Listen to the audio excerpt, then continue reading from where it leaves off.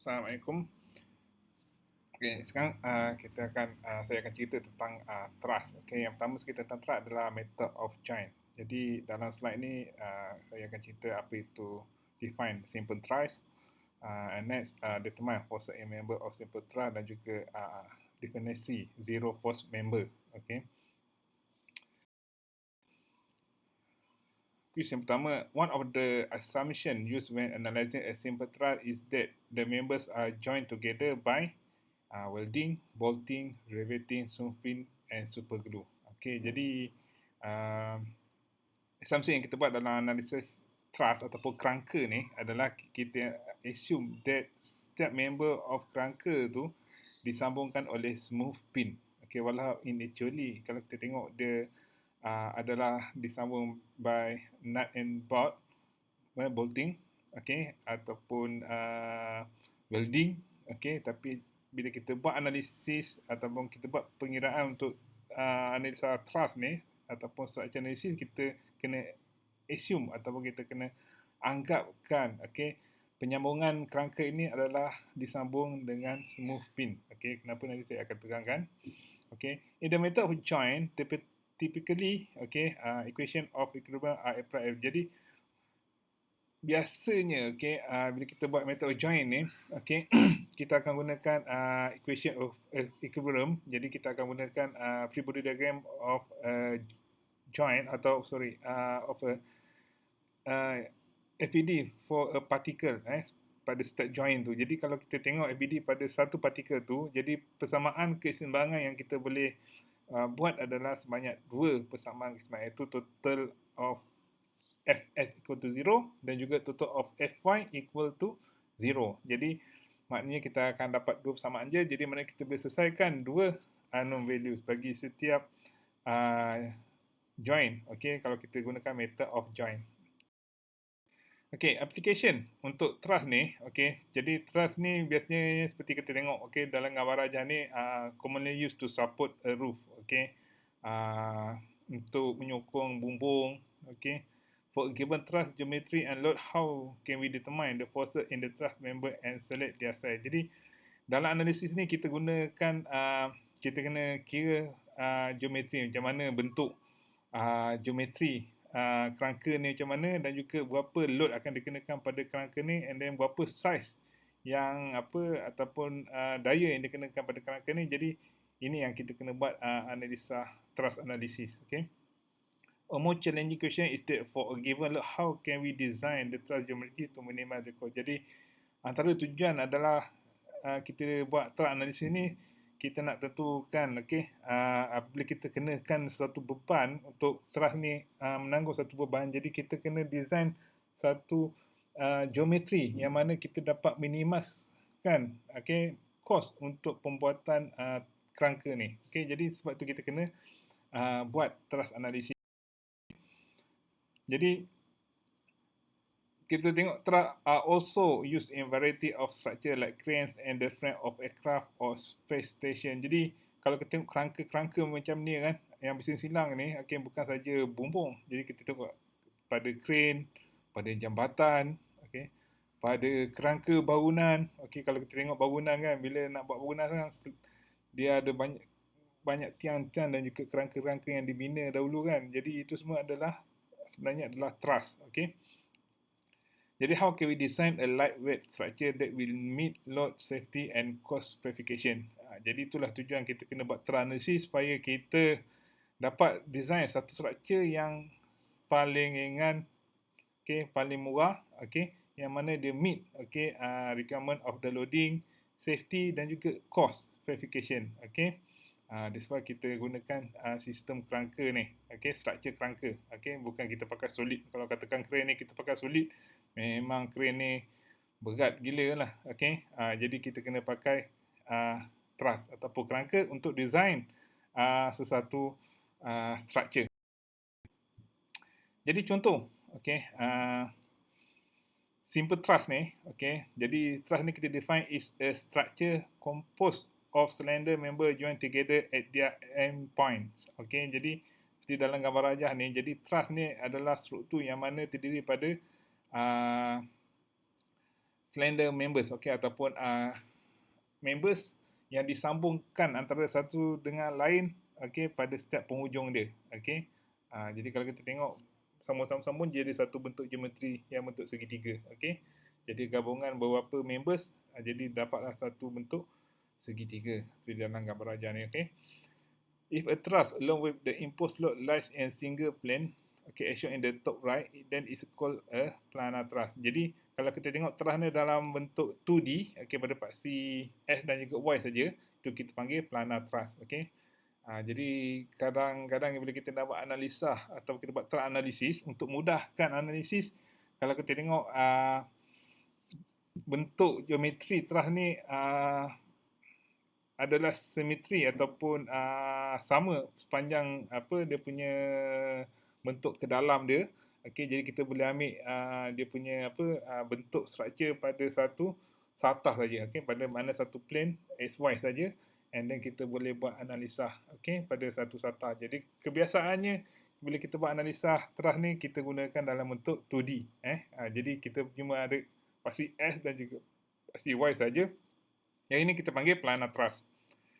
Jadi kalau simple truss is a planar truss which begin with a triangular element and can be expanded by adding two members and a joint. Jadi kalau ada 3 member saja, okey, disambungkan jadi bentuk segitiga, itu adalah kita panggil simple truss. Jadi truss ni adalah gabungan, okey, segitiga-segitiga ni. Okey, member-member ni bentuk segitiga ni gabung, jadi satu bentuk. Jadi kalau kita tengok bentuk paling kecil adalah satu segitiga saja. Okey, jadi truss ni dia tidak bentuk persegi. Okey, jadi truss ni sebenarnya gabungan segitiga. Okey, jika tengok gambar rajah yang ke atas ni, kita ada berapa segitiga? Ada 1, 2, okey. 1, 2, 3, 4, 5. Je kat atas ni kita ada 5 segitiga. Okey. Kalau 3 segitiga je ni, kita panggil simple truss. Jadi sebenarnya truss ni adalah gabungan segitiga. Okey, jadi ada 3 members, 1, 2, 3 members yang menghasilkan satu segitiga yang disambungkan pada setiap ujung member ni ada join. Jadi kalau kat sini kita tengok 3 members ni dia ada berapa join? 3 join. Jadi kita tambah lagi truss ni kan dengan 2 members, okey, jadi kita akan dapat 5 members dalam sistem truss ni dengan ada 1, 2, 3, ada 4 join. Jadi relation antara bilangan members dengan join ni adalah seperti tunjukkan M equal 2J tolak 3. Okey. Ni just pengetahuan lah. Tapi yang penting kita kena faham truss ni adalah gabungan slender members, okey, yang membentuk segitiga. Okey. Itu maksud truss. Okey.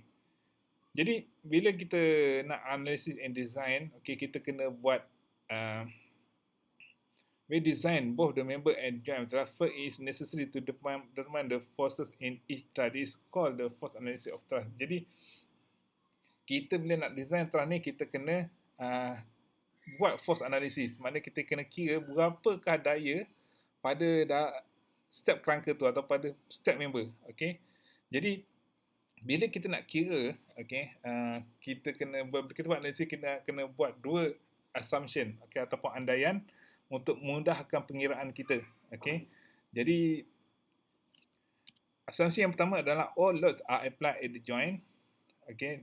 Jadi maknanya dengan kata lain, beban yang dikenakan pada sistem kerangka tu adalah pada joint dia. Okey, dia bukan dikenakan pada tengah-tengah members tu. Okey, kalau katakan satu members tu kan, okey, antara titik A ke titik B, kita tidak kenakan daya pada tengah-tengah members. Kita akan kenakan daya sama ada pada titik A ataupun titik B, ataupun kita kena daya pada joint A ataupun joint B. Itu yang maksudkan all load are applied at the joints. Okay. The weight of the truss member is often neglected as the weight is usually small as compared to the forces supported by the members. Jadi berat truss ni kita abaikan bila kita buat analisa. Okay, force, because kalau kita bandingkan the whole load yang kita kenakan pada that truss system adalah sangat besar berbanding dengan berat truss itu sendiri. Okey, jadi untuk mudah pengiraan kita buat satu lagi andaian, iaitu berat truss itu sendiri diabaikan. Okey, jadi Walaupun kalau kita tengok in reality trust tu adalah besi yang berat kan, tapi sebenarnya kalau dibandingkan loading yang dikenakan adalah terlampau lagi besar, jadi berat besi itu kita boleh abaikan ataupun berat members tu kita boleh abaikan. Alright. Yang kedua, okay, the member are joined together by smooth pin. Jadi kita cakap tadi pada awal tadi, maknanya walaupun kita join antara satu member dengan satu member, kita tengok dia akan join by bolt dan juga nut. Okay. Jadi bila kita buat analisa, kita kena assume yang join tu sebenarnya adalah smooth pin. Jadi this assumption is certified in most practical case when the joints are formed by bolting or welding. Jadi walaupun in reality kita tengok truss tu disambung oleh bolting or welding, okay, tapi bila kita buat analisa, kita assume dia sebagai smooth pin. Bila kita smooth pin, maknanya kita ignore dia punya reaction moment. Okay? Jadi makna pada setiap joint tu, dia cuma ada forces saja yang ditindak balaskan pada setiap joint tu. Jadi tidak ada reaction moment. Jadi itu andaian yang kita kena buat bila kita buat force analysis. Alright? Jadi with these two assumptions, the member act as two force member. They are loaded in either tension or compression. Often compression member are made thicker to prevent buckling. Okay. Jadi kalau kita tengok bila kita buat assumption ni, jadi makna at the end daya yang dikenakan akan ditindak balaskan oleh members ni dalam bentuk two force members. Okay, maknanya dia macam link. Okay, kalau kita tengok support jenis-jenis support, kalau link tu, jadi daya yang dihasilkan oleh link adalah daya yang kolinial ataupun pada satu garisan dengan member tersebut. Jadi sebab kalau kita tengok kat sini pada gambar ajar ni, okay, daya tindak balas yang dihasilkan oleh truss adalah two force member. Jadi bila two force member, sama ada dia akan menghasilkan, sama ada dia akan meregang atau memampat, atau tension ataupun compression. Okay.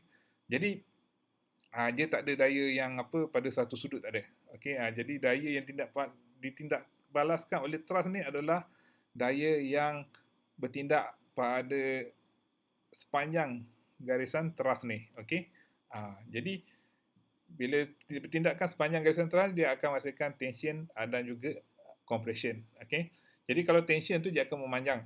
Okay, satu. Tapi kalau compression dia akan memendek. Okay. Bila memendek, okay, kalau daya tu terlampau tinggi, okay, and then truss tu ataupun truss tu terlampau panjang, okay, dia akan mudah menghasilkan buckling. Okay, buckling ni macam orang kata terseliur kan. Okay, jadi disebab tu kalau kita buat analisa, kita dapati daya yang dikenakan pada truss tersebut adalah compression. Jadi kita kena design truss tersebut tebal sikit, okay, daripada truss yang mengalami tension. Okay, because kalau compression dia akan ada satu kita mekanisme buckling akan mudah berlaku bila compression. Okay, jadi bila kita buat design, kalau buckling kalau compression, kita kena tebalkan sikit dia punya size bandingkan truss yang mengalami tension. Okay. Jadi method of joint ni, okay, kalau kita tengok ini adalah simple truss. Okay, jadi dia ada 3 members yang bentukkan segitiga. Okay, satu daya 500 Newton dikenakan pada titik pada joint B. Okay, and then kita ada pada joint A ada pin support, pada joint C kita ada rocker support. Okay, kita tengok sini adalah pin. Sini pun A pun pin. Okay, jadi kalau pin maknanya cuma ada reaction force saja. Dia tak ada reaction moment. Okay. Jadi kita bila buat method macam ni, kita akan buat analisa ataupun free body diagram pada setiap joint. Okay, joint A, joint B, joint C. Jadi kita kena buat particle, free body diagram of particle ataupun joint pada satu titik. Jadi sebagai contohnya, kita tengok pada titik B. Okay, pada titik B kita akan kenakan satu daya 500 Newton ke kanan. Okay, and then disebabkan ada dua truss yang bersambung pada joint B ni, okay, jadi kita ada truss AB dan juga truss BC. Jadi truss ni dia macam link. macam link support. Jadi bila link support maknanya reaction folder kita ada FBA dan juga FBC. Okay. Jadi FBA ni kita tak tahu berapa nilai dia. Okay, kita boleh letak mana-mana nilai, sama ada anak panah ni keluar daripada titik P ataupun anak panah ni masuk ke titik B. Okay. Jadi satu lagi yang kita kena faham, bila anak panah ni keluar daripada titik B, bermaksud members BA ni adalah tension. Bila dia keluar daripada titik B. Bila dia masuk titik B, bermakna members BC ni adalah compression. Okay, jadi kita kena faham apa maksud anak panah ni bila masuk ke dalam titik B ataupun keluar titik B. Okay. Jadi in this method of solving the forces in truss member, the equilibrium of joint is considered. All forces acting at the joint are shown in FPD. Okay, this include all external force, okay, including the support action as well as the forces acting in the members. Okay, equation of the equilibrium, total of Fs equal to 0 and total of Ay equal to 0 are used to solve the unknown forces acting at the joint. Jadi kat sini kita ada dua unknown forces, iaitu FBA dan juga FBC. Jadi daripada free body diagram ni kita boleh develop dua persamaan, iaitu total of Fs equal to 0 pertama dan persamaan kedua adalah total of Fy equal to 0. Jadi kita ada dua persamaan serentak, ataupun dua equation of equilibrium. Jadi daripada dua equation ni kita boleh selesaikan, kita akan dapat nilai FBA dan juga FBC. Okay. Jadi kalau katakan nilai FBA tu kita dapat positif, maknanya nilai ataupun arah daya yang kita letakkan ni betul. Kalau kata FBA ni kita dapat negatif, maknanya arah daya ni sebenarnya ke atas ataupun masuk ke titik B. Bila masuk ke titik B, dia adalah compression. Okay. Begitu juga dengan FBC. Kalau dia positif, makna arah daya yang kita letakkan ni adalah betul. Kalau kata negatif, maknanya dia arah terbalik lah. Bukan salah, arah terbalik. Okay. Jadi dia either tension ataupun compression. Alright. Jadi if the support reaction are not given, draw FBD of the entire truss and determine all the support reaction using the equation of equilibrium. Jadi step pertama untuk buat analisis adalah kita kena drawkan keseluruhan truss tersebut. Okay. Jadi kita sebagai contoh, okay, kita kena lukis FBD bagi the entire truss, keseluruhan truss tu, untuk kita determinekan reaction pada support. Okay, biasanya dia ada dua support, A dan juga B. Jadi kita kena determine berapakah support reaction forces pada support, dua support yang the entire truss tu. Okay. Next, baru kita akan draw free body diagram of a joint with one or two unknowns. Assume that all unknown members act in tension pulling the pins unless you can determine by expression that the forces are compression load. Jadi lepas kita determine reaction forces pada support, okay, and then statement kedua barulah kita buat free body diagram untuk setiap joint. Okay. Jadi bila kita buat free body diagram pada setiap joint tu, okay, pada satu titik, kita kena assume, okay, daya yang kita tak tahu tu semua keluar titik, okay, ataupun dia panggil sini pulling the pin. Okay, jadi bila keluar titik, dia adalah tension. Jadi kita assume semua daya yang dikenakan yang unknown forces tu sebagai tension. Okay. Jadi bila tension, kita buat persamaan serentak dua equation of equilibrium, and then kita tengok. Kalau katakan jawapan kita dapat negatif, maknanya dia adalah compression. Kalau positif, dia maknanya dia adalah tension. Jadi kita kena ingat dan faham. Okay? Jadi kalau daya kita letak tu keluar pada titik, dia adalah tension. Masuk ke dalam titik, dia adalah compression. Okay? Jadi bila kita dah lukis free body diagram untuk setiap joint tu, pada satu joint, okay, jadi kita applykan persamaan Fs equal to 0 dan juga Fi equal to 0, dua persamaan serentak, okay, and then kita akan dapat dua unknown values. Jadi bila kita lukis free body diagram, kita kena pastikan, okay, pada free body diagram pada joint tersebut cuma ada dua unknown value saja. Okay, kalau lebih pada dua, jadi kita kena buat joint yang lain dahulu. Okay. Jadi if the answer is positive, then assume direction is tension, is correct. Okay, otherwise is opposite direction, maknanya dia adalah compression. Okay, kalau negatif maknanya dia adalah compression. Okay, and then kita akan repeat step 2 ataupun 2 dan 3 itu kita kena buat free body diagram dan juga kita buat equation of equilibrium untuk line-line join untuk kita selesaikan keseluruhan structure analysis ataupun kita trust analysis. Okey. Okey, seterusnya. Okey, zero force member. Apa itu zero? Zero force member adalah, okey, seperti dalam gambar rajah ni, okey, if three members form a truss joint for which two of the members are collinear and there is no external loading or reaction at the joint, then the third non-collinear member is zero force member. Okey, jadi kalau kita tengok pada gambarannya pada joint D, okey, kita tengok pada joint D dia ada berapa members? Dia ada 3 members yang bergabung pada joint D, okey. Jadi dia ada member DE, DC dan juga DA. Jadi kita ada 3 members. Pada joint ni kita tidak ada external force, tidak ada daya dikenakan. Okey, kondisi yang pertama pass. Kondisi yang kedua kalau kita tengok dua members ni dia collinear ataupun dia berada satu garisan pada satu garisan iaitu member DE dan juga DC. Okey, dia ada berada pada satu garisan lurus. Jadi syarat kedua lepas. And then kalau kita tengok yang syarat yang ni lepas, jadi member yang ketiga iaitu DB adalah zero force member. Okey. Begitu juga dengan joint C. Joint C kita tengok dia ada 3 members bersama pada joint C. Okey, syarat pertama lepas. Syarat kedua, dia tidak ada external force yang dikenakan pada joint C. Okey, lepas. Syarat yang ketiga, okey, 2 members tu adalah collinear. Okey, berada satu garisan lurus. Jadi 3 syarat penuhi, maknanya members yang ketiga iaitu CA. Dia adalah zero force member. Okey. Jadi ini adalah dua condition yang mana kita nak determinekan zero force member. Jadi again, this can easily be proven. One can also remove the zero force member as shown on the left for analyzing the truss. Jadi bila kita buat analisis, kita dah awal-awal kena pasti zero force member, jadi kita boleh remove zero force member tu, jadi kita mudahkan analisis kita. Okey.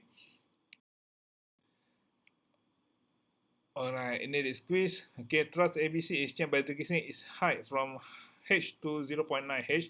With W and load P are kept the same, which one of the following statement is true for the revised thrust as compared to the original thrust? Jadi kalau katakan pada thrust ini, kita tengok tinggi H ni digendahkan. Okay, apa yang akan berlaku pada force dalam thrust AB dan juga thrust AC. Okay, jadi kalau kita gendahkan ni, okay, bermakna force yang dikenakan pada thrust ni akan semakin tinggi. Pasal kalau tengok angle, okey, daya yang dikenakan dalam thrust AB makin lama makin besar. Okey, jadi jawapan dia adalah B. Force in all its members have increased.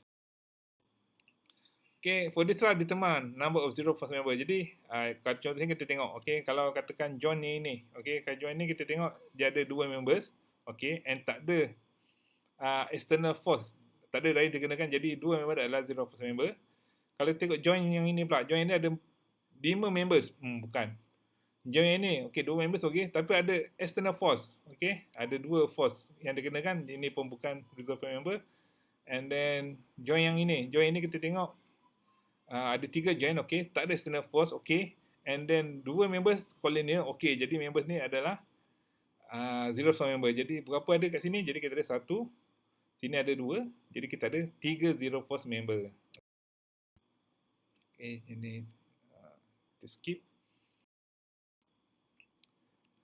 Okay, seterusnya, using this free body diagram, you'll find that FBC equal negative 500 Newton. Member BC must be in tension, compression or cannot be determined. Jadi kalau kita tengok kat sini kan, FBC ni dia keluar pada titik B, mana kita assume dia adalah tension, tapi keterusan yang kita dapat dia adalah negatif, mana dia adalah